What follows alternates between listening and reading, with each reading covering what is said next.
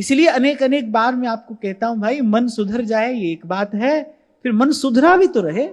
सुधर सुधर के बिगड़ता है मन, थोड़ी देर के लिए, थोड़े दिन के लिए आपको लगेगा कि भाई सुधर गया मन, अब तो मन कहीं नहीं जाता है, अब तो टिक गया, अब तो टिक गया, अब नहीं चाहिए हमको कुछ। और कभी कभी व्यक्ति क्या करता है, उसी आवेश में सब छोड़कर चल देता है। लेकिन वो छोड़कर चल देता है, 4 कदम आगे चलता है, मन फिर वैसा का वैसा, फिर जीवन में वही संग्रह होने लगता है, वस्तुओं का, व्यक्तियों का। ये देखने में आता है, ये तो बहुतायत से देखने में आता है।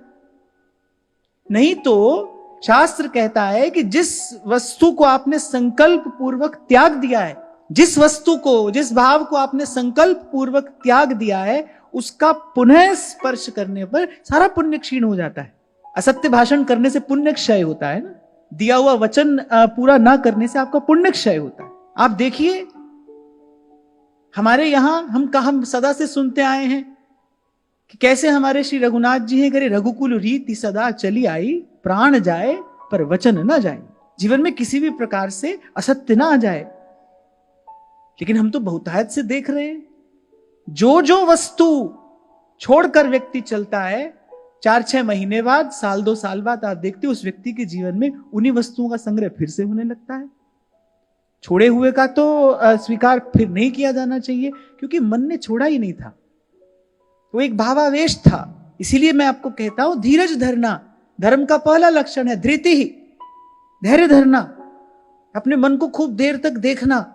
आप देखोगे मन सुधर सुधर के बिगड़ेगा, सुधरेगा फिर बिगड़ेगा, सुधरेगा फिर बिगड़ेगा। अरे हमारे महाप्रभु जी तो कह रहे हैं, अंत तक इसका विश्वास नहीं करना, ना जानो चिन अंत, कवन बुद्धि घटे प्रकाश। जिसको आज छोड़ रहा है कल फिर पकड़ेगा। आज नहीं लग रहा है कोई अच्छा, कल अच्छा लगने लगेगा। आज कोई बुरा लग रहा है, कल वही भला लगने लगेगा। आज भला लग रहा है, कल बुरा लगने लगेगा। तो मन सुधरा भी तो रहे, सुधर तो जाए पर मन सुधरा रहे। और हमको तो भाई छोटी सी ये बात समझ में आई कि सत्संग से ही मन सुधरेगा भी, और सत्संग से ही मन सुधरा भी रहेगा। इसीलिए आपको कहता हूं, कुछ भी छूटे पर साधु का संग नहीं छूटना चाहिए। कहत की जय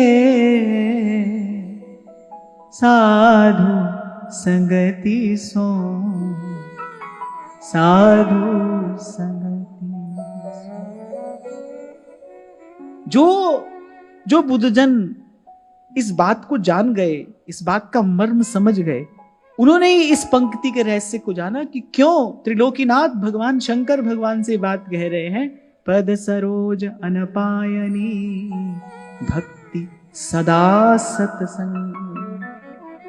हमारे श्री महाप्रभु जी प्रियालाल का दर्शन कर रहे हैं। प्रियालाल का दर्शन करते करते क्या कह रहे हैं, साधु संगति करूं अनु दिन राती। यही एक व्यवस्था है, मन सुधरा रहे, यही एक व्यवस्था है। दुर्मति नष्ट हो और फिर लौट कर ना आए। देखो कोई रोग हुआ, आपने जाकर औषधि ली, रोग ठीक हो गया। डॉक्टर आपको एक बार रोग को ठीक करने की औषधि दे सकता है, लेकिन संसार का कोई भी डॉक्टर, संसार का कोई भी वैद्य आपको यह लिख कर नहीं दे सकता है कि रोग आपको फिर से नहीं होगा।